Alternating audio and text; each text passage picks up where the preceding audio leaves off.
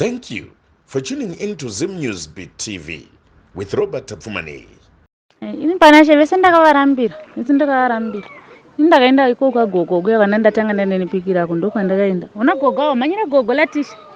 ndokwandakaitanga ndaenda izvezvi ndaenda newe kuwe kana naiwe ikoko gogo ivavo kana vasinga scratch zvinhu zvakapera basa unowana piki rake ririko bhozi rinosara ikoko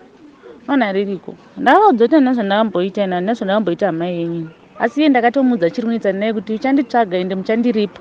kana ida kutoroyorwa vanonipa 170 yangu yandakaendesa kwagogo vanonipa 170 yangu ndoenda navo vonoroyonorwa ndakati ndachitora ndakatovarambira bhozi gogo vakati unoramba kana vakabvunza ramba ndakatovarambira zveshuwa vese kuti handina zvandakamuita piki rake tikaenda ikoko ririko kana vasinga scratch zvinhu zvakapera basa ririko ndakaramba vanonipa 170 yangu kana uda kuroyonorewa munhu wavo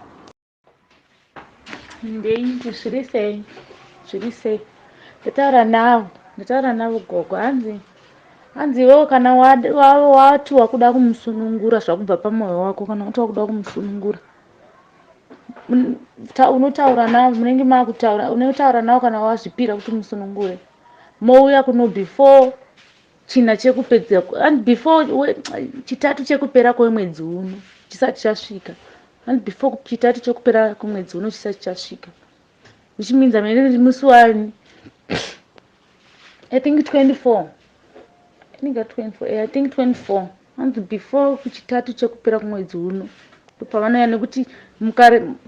ukarivara ukazvikangana kana kusiya zvakadaro iwe wada kumusunungura vanogona kutorasikirwa anogona kurasikirwa neupenyu hwake kana zvava serious kudai anorasikirwa neupenyu hwake zviri izi saka kana wati wokuda kuvasunungura munouya zvezvava pamwoyo pako munouya motaurirana monzwanana muri ikoko mowirirana asi kuno inini vanenge vakundipawo mari yangu yekuti ndimusunungure iwo yako yekuningira kana wati yako yekuti upiwe yakuya kwawakaita kuno udzoserwe mari yako yawakashandisa munenge muchitaurirana ikoko asi mini yangu ndinenge ndichidawo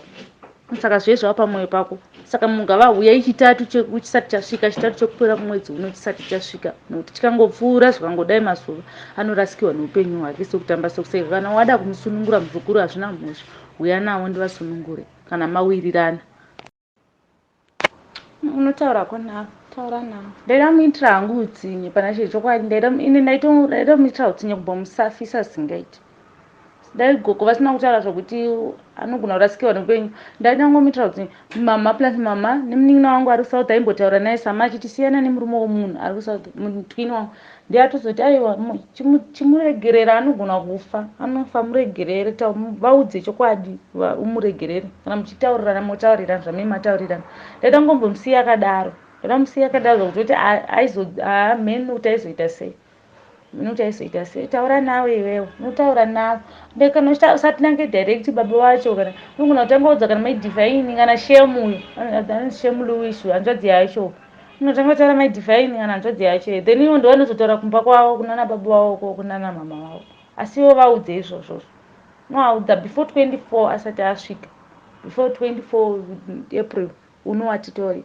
asati asvika mino nhasi ndiana 17 kana 8 kamini nhasi mino ndiani nhasi before 24 asati asvika wotaura navo wavaudza izvozvo tanga waudza mheno usatange direct baba wavo vanofanira kuzoudzwa nevana vavo kana kuna shemu vanofanira kuudzwa nevana vavo saka waudza baba vashemu uyo kana kuti vasikana voti avo mhino vaudza ndozvataura maisasha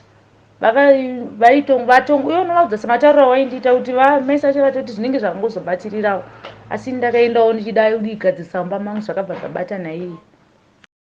aifanira kunyarara aifanira kutonyarara bhozi ndianenge ane mhosva manje aiti mhosva ari kuda nemurume wangu inini wacho akutondishungurudza futi anditukanirira sei adistroya imba yangu munhu ndasina na moyo naye panasha akadistroya imba yangu zingatomboite chese chandaronga nemurume wangu aitochiziva chese chandaronga nemurume anga kutoita nge ndo vatori mai vemunomba muno mhizvo anga atova so adistroya imba yangu ndakamudza kuti niwewo pakasiyana nemurume wako handina kutombokuvhiringa ndandisipo ina ndokuziye but wai uri kundidaro kanzi wakafa pfungwa iwe kanzi wakafa focus ndakanzi wakafa focus ndakutumira foto murume wako ari pamusoro pangu aiwa ndasina na moyo naye atori nemoyo wakashata ndiye ndisina namoyo naye vaudze taura navo vakatononoka ndinongosiyawo zvakadaro hamheno zvavo vanomuviga vanomufutsira vakatononoka mhene zvazvo taura navo ndasingatatombozive kuti kune munhu akadaro bhozi akatobuda mulife mangu angabuda mupfungwa dzangu zingaiti nenhau kundirwadzisa kwakandiita andirwadzisa zingaiti ende mari yandakaenda nayo ikokoka piki rako ndakatanga enda naro nderako iye ndakazoenda naro mangwana acho ndatoya kufotokopesa rake mapikisi akaenda mari yandakashandisa kuenda kunomugadzisa mafotosi yetwa mari neurongwa but ndakatoti kana kanditongoishandisira izvozvo bhozi akandibhowa singaiti panasha taura navo wozondiudza kuti vati chii unondiudza kuti vati chii nda kutotanga ndataura naye nagogo mama vati tanga wataura nagogo vacho tanga ndataura nagogo ndobva kuti vaone kuti kudini ndakukudzai kuti vari kukudzai iwewe ndinchikudzai iwewe kuti vati chii gogo vavo kuzi inini pandakaenda vakandibvunza kuti dauroya wegerera ndokuroyera vanati ndiroyerei imi nokuti ndogona kukanganisa saka ndovakazviita saka ivo ndovanofanira kutozvidunura ndinenge ndapinda nemi koko inini asi inini ndichida mari yangu yandakashandisa inotongopinda mu200 nekuti yakapinda muhari ye170 muhari yemudare 170 then yakapinda muhari yekunze kwegedhi yaikandwa yekunze kwegedhi unoisa uchiuya zvina basa kuti wakwambauya nezuro unotongoisa saka ndakaenda ka2 ndakakanda 10 sokutanga vechitu 10 vechiminzi 20 saka vechiminzi ese inenge iri 190 itongopinda mu200 saka ndichitanga ndataura nagogo mama vati nditaura nagogo then ndozokupai feedback kuti gogo vati chii nekuti ndikaenda nemi ndisina vataura navo hazvibudi tanga ndavabvunza ndataura navo ivo ndokutoti ndiende nemi ndinoroverwa ikoko ndichindoona mama vangu ndendina mama nemuzukuru wangu anogara kushamva mwana womwana vatete avo vakapfeka hetawo vaitaura naye vakambotaura vese pafacebook vazotaura vese vakuita zvimawhatsapp saka imimi gogo muda kuti gogo wangu afe muzukuru wangu uyu aitaura asina kumirira inini aitaura seanga ari kusaidi kwani kwake muda kuti nini gogo wangu afe here nekuti imimi ndimakadi muri kuramba kuti hamusi makagadzira achinzi mandikuudze chokwadi pano zveshuwa ini gogo wako ndindakavagadzira ndakaenda kun'anga yekuchitungwiza kunonzi kwamakoni so saka n'anga iyo ndo yakagadzira but inini handina kugadzira ndichiti kugadzira sama ndakagadzira ndichiti ndikugadzira murume wangu saka inini murume wangu ndiyakatosausha kunani kuna sama achinzi gogo tiri kumbirawo kuti musunukure ichi munhu ezvinezvionepa zvasvika gogo havachatombokwanisi kana kudya chaiko kana kusimuka kutaura zvakunetsa achinzi ndazvinzwa inini zvandakuchiita ndiri kudawo mari yangu yandakabvisa mundiro vagogo $200 yekuti ndisunungurewo inini mwoyo wangu vozobvisa mugogo andizozori vachadawo mari yavo yemari yavachazodawo asi zvinhu izvi taura chokwadi panasha musazvinonokere wozvane deadline saka next week iyo musi wechitatu ndomusi wa24 ndo deadline yatanga takatara 24 April last month ndo deadline yatanga takatara kuti kubva muna August svika 24 April 24 April anenge achiparara saka imimi kana matoona kuti ndizvo matofunga ibva matotsvaga mari izvezvizvi munhu ingaita sei atouye tende kwagogo anoorunhwa because musi wa24 anogona kusvika akasvika musi wa24 haasi kudarika achinzi wo saka aitaura achirekodha